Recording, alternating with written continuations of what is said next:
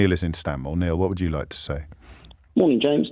How many rockets have been fired into Israel from Gaza? I don't know. Okay, that's 11,500. How many civilians have died?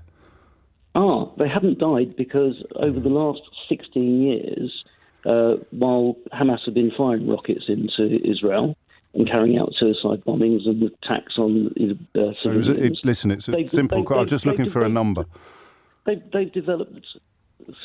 I'm just looking for the number, Neil. Very few is the answer, because I think is it not none? Systems. No, there have been, of course, there have been injuries, of course, there have been deaths. By missile? I know there was a suicide attack at a bus stop, but single figures? It probably is single figures. But and how many people have died in Gaza in the last 2 months? How many bomb shelters are there? How many bomb shelters are there? How many bomb shelters are there in Gaza? Mate, there aren't any houses. They've built thousands. There aren't any houses in Gaza. How can you have a bomb shelter if you haven't got a house to put it under? Because they have hundreds of miles of tunnels that have been dug by Hamas. What is the reason for your call? Because what we've established so far is that there are between 10 and 20,000 deaths on one side and single figures deaths on the other. So where do we go from here? Where do we go from here? So where we go... You rang me, remember? Yes, I did. Israel is... Well, firstly, they are trying to wipe out the tunnel networks that Hamas have built with the assistance of the United Nations, who've allowed them to divert funds and building materials, to build... Right, and your source for that?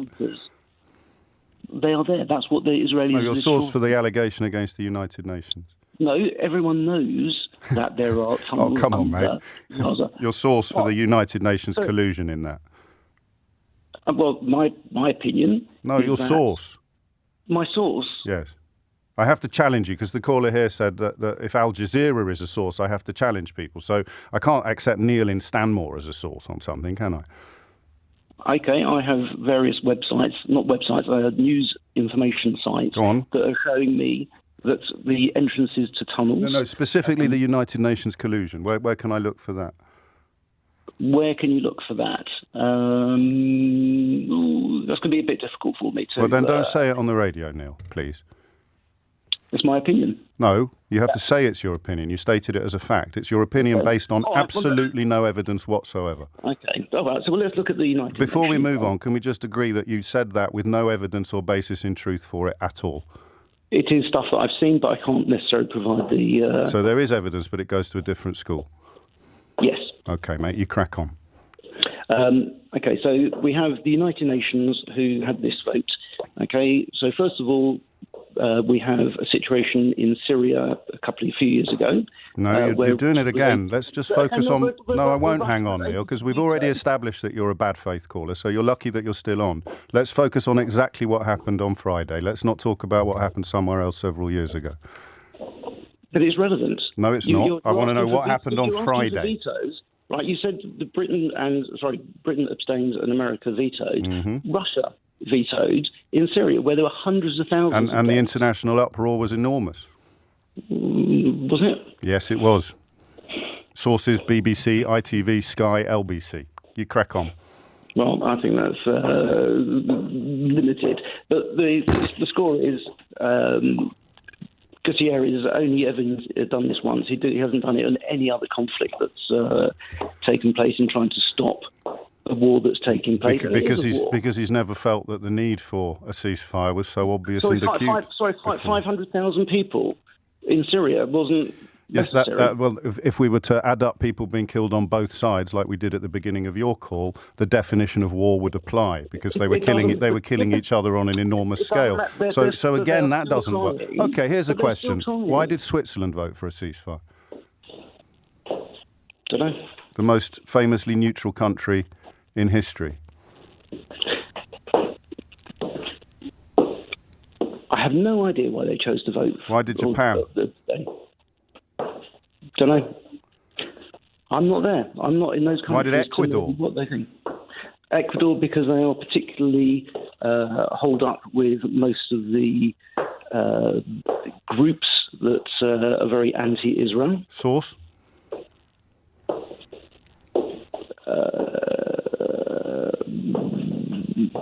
Again, I would... I have my reasons and beliefs, and what I've seen. So, I mean, everyone does at Christmas. What are your sources? As I say, I have access to news sites that... No, the source for Ecuador being holed up with various groups. Not the source for the United Nations colluding with Hamas building tunnels in the Gaza Strip, because we've established you didn't have any. What's the source for the claim about Ecuador? Again, just what I've seen from United Nations voting systems over... But you told me they've never had a vote like this before. You said that 45 seconds ago. There are votes the whole time. So what was the Ecuador vote that you're drawing on now? Specifically on now? Yes. No, I'm just saying that in general, in the past... Go on, give me one example then. They voted against Israel. I can't pluck off the top of my head. Well, then you can't say it out loud, can you? But, well, there are facts. You can look on the United Nations website. I'm asking you to tell me the facts that you're referring to. Well, and how is calling for a ceasefire and an immediate return of all the Israeli hostages a vote against Israel? How is it a vote against Israel? Because it's not allowing them to finish what they need to do, which is to demolish the tunnels that exist and the infrastructure of Hamas, who, for the last 16 years... Yeah, so we're back there. Israel. Do you want to speculate on why Switzerland voted for the ceasefire? Because you have enormous levels of certainty built on absolutely nothing, so it's a bit odd when you say you don't know something. Do your sources not have anything on this? The news sites that you can't remember, or the Ecuadorian precedents that have slipped your mind, do none of them have any insights into why the most famously neutral country on the planet would vote for a humanitarian ceasefire? Nope. Nothing at all? No, I can look it up. And when you hang up in a minute, or when I bid you farewell because it's the news, the fact that every single thing you've said has absolutely fallen apart and crumbled won't have dented your certainty one iota, will it? Nope. About anything?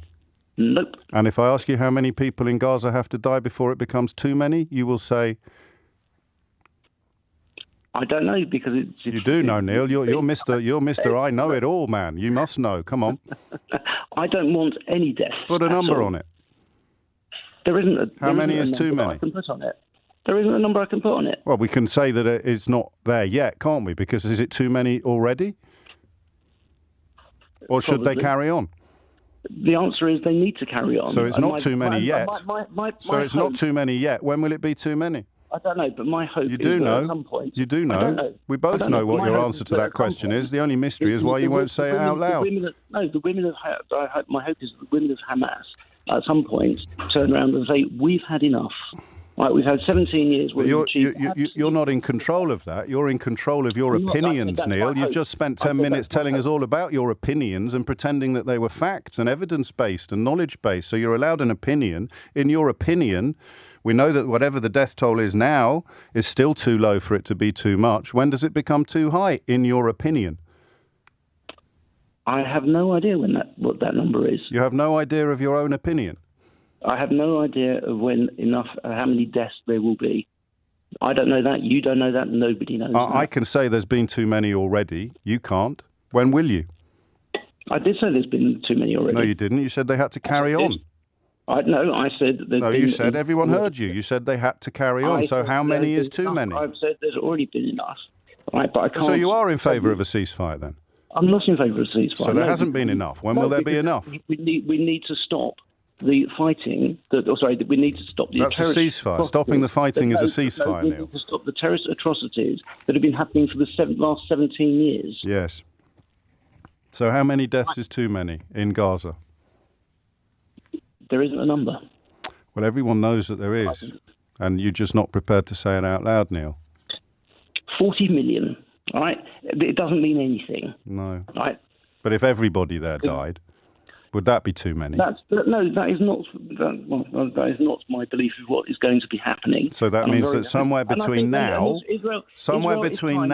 I'm going to ask this question. Somewhere between now and everybody dead, there would be a line for you that should not be crossed. Why is it so hard for you to tell us where that line is? Because they need to do what they need to do in terms of destroying Hamas. So there is no line then? No. So everyone? No, it won't be everyone, but... Well, fingers crossed, Neil? Yep, very much so. It's 11:01.